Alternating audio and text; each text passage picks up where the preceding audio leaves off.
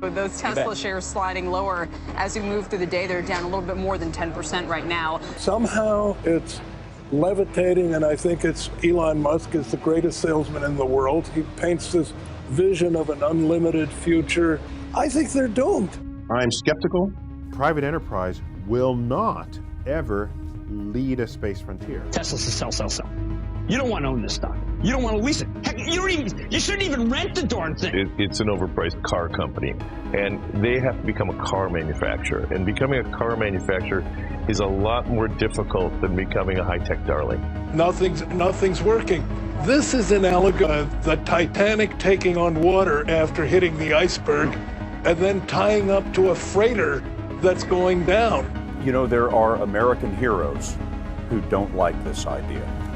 Neil Armstrong, Gene Cernan have both testified against commercial spaceflight in the way that you're developing it, and I wonder what you think of that. I was very sad to see that, because those guys are, those guys are heroes of mine, so it's really tough. Brock, verify range go. Range green. The flight computer has control of the vehicle. A well thought out critique of whatever you're doing is as valuable as gold. When you had that third failure in a row, did you think, I need to pack this in? Never. Why not? I don't ever give up. I mean, I'd have to be dead or completely incapacitated. 8 weeks later, Musk bet the company on another flight. We have liftoff. And this time around, everything worked. Perfect. If that fourth launch hadn't worked, that would have been it. We would have not had the resources to mount a fifth. Successful entrepreneurs probably come in all sizes, shapes, and flavors. Some of the things I've described already, I think, are very important. I think really an obsessive nature with respect to the quality of the product. Really liking what you do, whatever area that you get into. Given that, even if you're the best, there's always a chance of failure. So I think it's important that you really like whatever you're doing. If you don't like it, life is too short. When my brother and I were starting our first company, instead of getting an apartment, we just rented a small office and we slept on the couch. We had just one computer, so the website was up during the day and I was coding at night. 7 days a week, all the time. You just keep going and get it done. You put $90 billion, like 50 years worth of breaks into solar and wind, to Solyndra and Fisker and Tesla and Enter1. I mean, I had a friend who said you don't just pick the winners and losers, you pick the losers. I'm available 24/7 to help solve issues. Right. Call me 3 a.m. on a Sunday morning, I don't care. We didn't just repay the principal, we actually repaid it with interest and a bonus payment. So ultimately, the U.S. taxpayer actually made a profit of over $20 million on this loan. Just work like hell. I mean, you just have to put in, 80 to 100-hour weeks every week. If other people are putting in 40-hour work weeks and you're putting in 100-hour work weeks, you will achieve in 4 months what it takes them a year to achieve. A natural human tendency is wishful thinking. So a challenge for entrepreneurs is to say, well, what's the difference between really believing in your ideals and sticking to them versus pursuing some unrealistic dream that doesn't actually have merit? Your product or service needs to be much better. It can't be a little bit better. I think my sort of drive to get it done is somewhat disconnected from hope, enthusiasm, or anything else. I actually just don't care about hope or enthusiasm, motivation. I just give it everything I've got, irrespective of what the circumstances may be.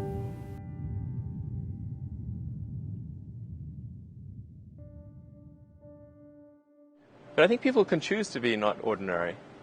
They can choose to not necessarily conform to the conventions that were taught to them by their parents. Yes, I think it's possible for ordinary people to choose to be extraordinary.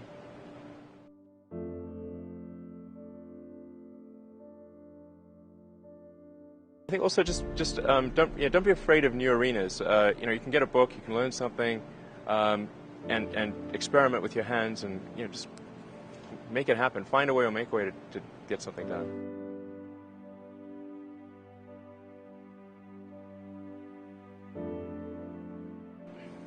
Not being motivated personally by money is not the same as saying that I think SpaceX shouldn't make money. In fact, it's very important that SpaceX is profitable, or we will not be able to earn the money necessary to continue future developments.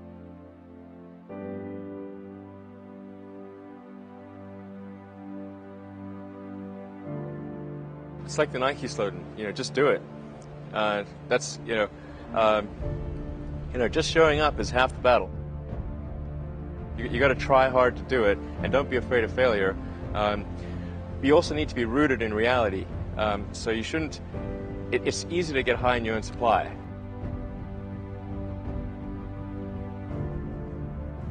You've got to not be afraid to innovate, but also don't delude yourself into thinking something's working when it's not, or you're going to get fixated on a bad solution. You go to the very basic laws of physics, the things which we believe to be extremely well demonstrated. In other words, the reason they call it a law is that no one has ever demonstrated an exception to that, ever. As Edison said, it's 1% inspiration, 99% perspiration. I think it's really a mindset. You have to decide, we're going to try to do things differently, well, provided that they're better. You shouldn't do things differently just because they're different. They need to be different and better. But I think you just have to sort of decide, let's think beyond the normal stuff. There's this great holy grail potential in the future. You have to stay grounded in the short term. So, because if you don't do things that pay the bills, you're not going to achieve the ultimate long-term objective. But it's nice to have that sort of holy grail long-term potential out there as an inspiration for coming to work.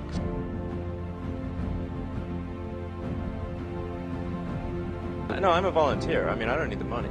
There's nothing. It's not like I'm sitting here saying, I wish I could buy such and such a thing. I could buy it. I get paid minimum wage, actually. I don't even get overtime.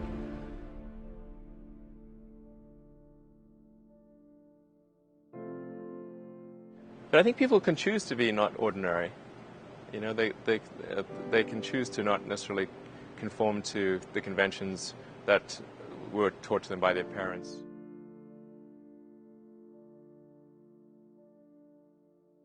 Yes, I think it's possible for ordinary people to choose to be extraordinary.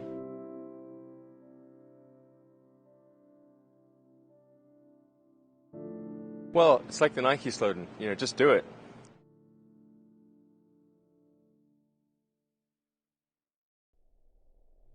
Definitely one of the best days of my life, and I think also for a lot of people here at SpaceX, it's the culmination of a dream. I messed up the first 3 launches. The launches failed. Unfortunately, the 4th launch, which was that was the last money that we had for Falcon 1, the 4th launch worked, or that would have been it for SpaceX. But fate liked us that day. The 4th launch worked. Today is the 9th anniversary of that launch. 3, 2, 1, 0.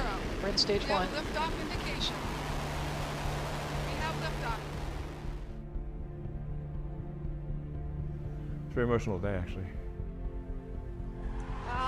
Space operation confirmed. So it's about enabling the extension of life beyond Earth. Fundamentally, the future is vastly more exciting and interesting if we're a spacefaring civilization and a multi-planet species than if we're not. You want to be inspired by things. You want to wake up in the morning and think the future's going to be great. And that's what being a spacefaring civilization is all about. It's about believing in the future and thinking that the future will be better than the past.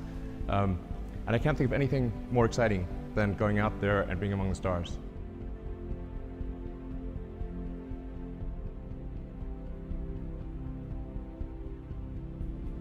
This is the first time in the 4 billion year history of Earth that has even been a possibility. You can have big dreams, but you've got to have some sense of how you can make those a reality. You've got to make sure that success is one of the possible outcomes. Becoming a multi-planet species beats the hell out of being a single-planet species.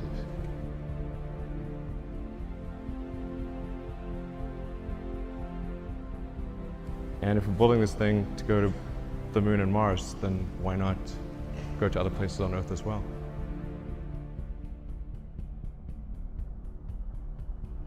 You just have to sort of decide, let's think beyond the normal stuff. When you try new things, you try this idea, that idea, a large number of them are not going to work. And that has to be okay. I'm a big believer in us becoming a space-faring civilization and ultimately extending life beyond Earth. The extension of life to multiple planets for the first time. Extending life to another planet is a huge quantum leap. The long-term vision is to help make life multiplanetary.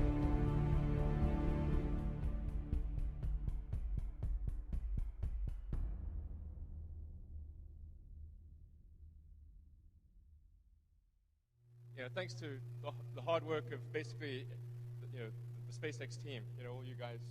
I mean, that's really what got us to orbit there. And there are a lot of people that thought we couldn't do it. A lot, actually. But, as the saying goes, fourth time's the charm, right? I mean,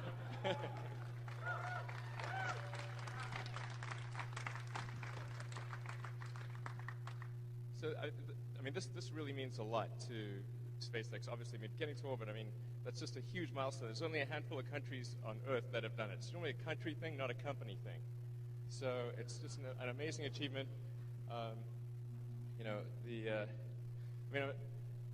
My mind's kind of frazzled, so it's kind of hard for me to say anything. But man, definitely, this is one of the greatest days of my life, and I think probably for most people here. It's we've shown people we can do it, and this is just the first step in many. I mean, we're going to get Falcon 9 to orbit next year, get the Dragon spacecraft going. I mean, we're going to be taking over for the space shuttle when that retires. I mean, this is we're going to do a lot of things. Ultimately, I think even getting to Mars and things like that. So I think this is definitely the future of SpaceX is really great. I don't know what else to say, because I mean, it's just like so freaking awesome. My mind's blown. So it just except just like to say, reaffirm, this is just the first step of many, and this really opens the way for us to get Falcon 9 going, get manned space flight. I mean, there's just so many cool things that are there in the future.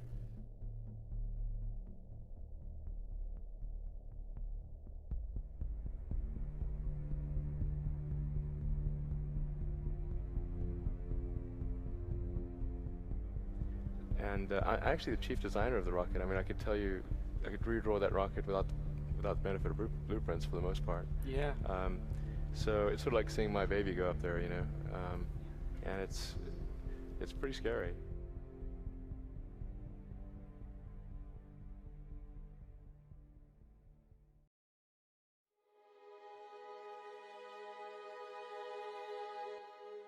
Like, there have to be reasons that you get up in the morning and you want to live.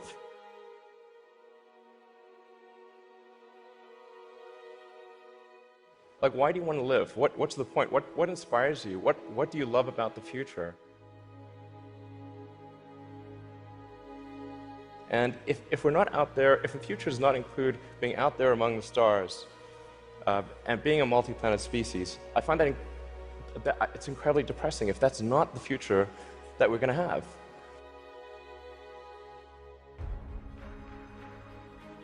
I think I look at the future from a standpoint of the probabilities. It's like a branching stream of probabilities, and there are actions that we can take that affect those probabilities. Becoming a multi-planet species and space-faring civilization, this is not inevitable. It's very important to appreciate this is not inevitable.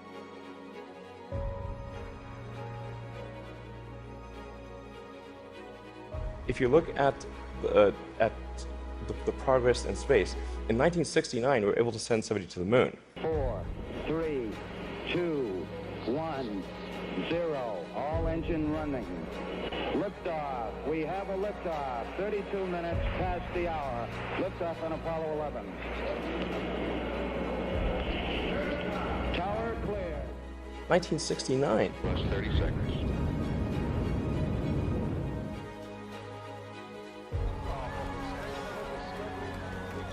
Then we had the space shuttle. The space shuttle could only take people to low Earth orbit. Then the space shuttle retired, and the United States could take no one to orbit. So that's the trend. The trend is like down to nothing.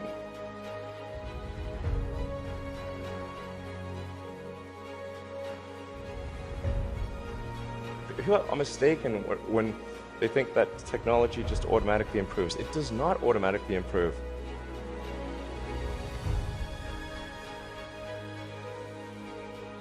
It only improves if a lot of people work very hard to make it better. By itself, degrade, actually.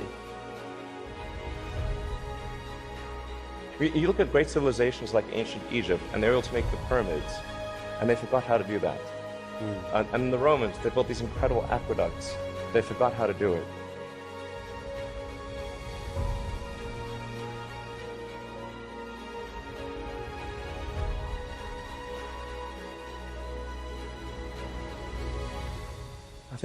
I think the value of beauty and inspiration is very much underrated, no question. But I want to be clear. I'm not trying to be anyone's savior. That is not the. I'm just trying to think about the future and not be sad.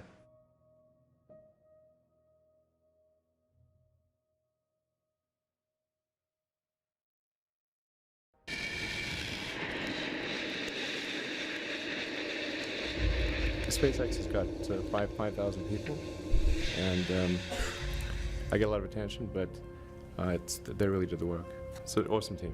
Thank you.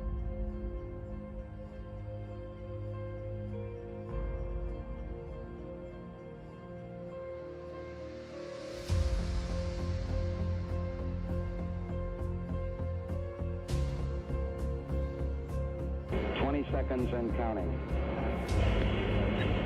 T-minus 15 seconds. Guidance is internal. 12, 11, 10, 9. Ignition.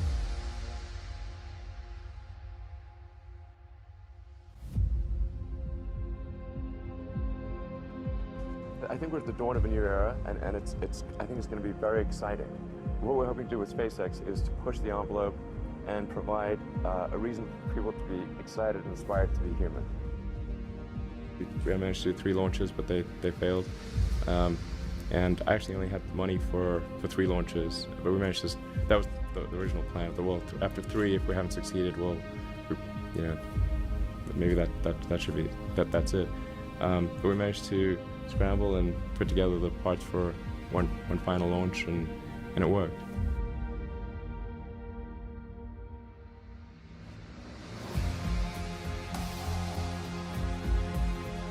Every now and again, the most Grand Prix company wins. And I think this will be one of those times.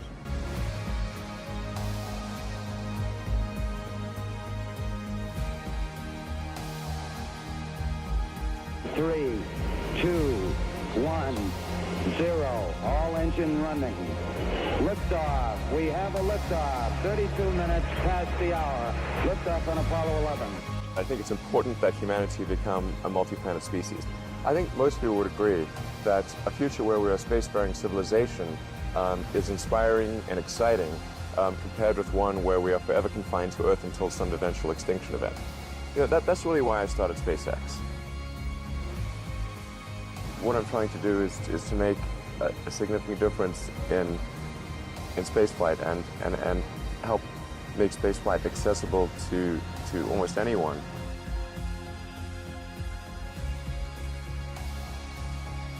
When something is important enough, you do it even if the odds are not in your favor. You know, there are American heroes who don't like this idea. I was very sad to see that because those guys are, yeah. You know, those guys are heroes of mine, so it's really tough. You know, I wish they would come and visit and see the hardware that we're doing here. And I think that would change their mind.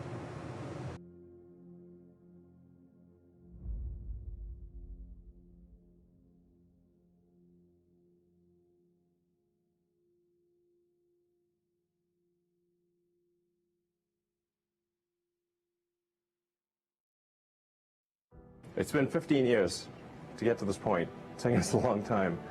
A lot of difficult steps along the way. Creating a company is almost like having a child. So it's sort of like, how do you say your child should not have food? Even if it ruins you? Yeah.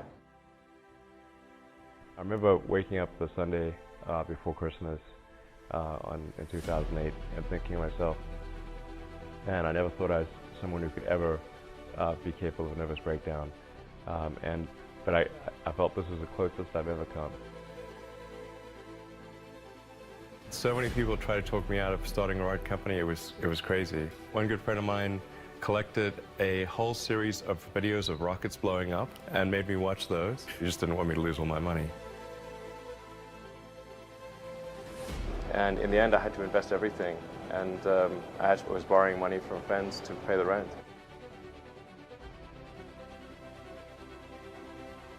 What we'd like to do is to establish a city on Mars and help make humanity a multi-planet species and a true spacefaring civilization. That's the ultimate goal.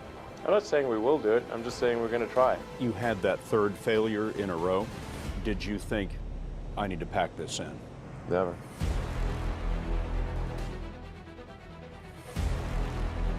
I don't ever give up. NASA called and told us that we'd won a $1.5 billion contract.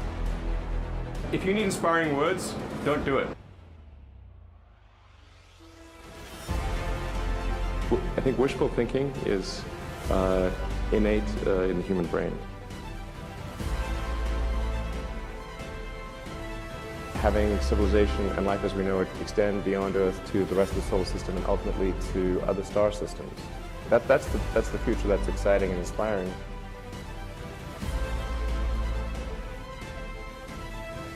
You need things like that to be glad to wake up in the morning.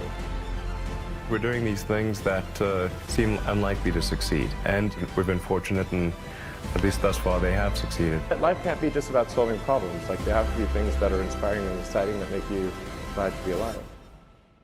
Ultimately, be out there among the stars.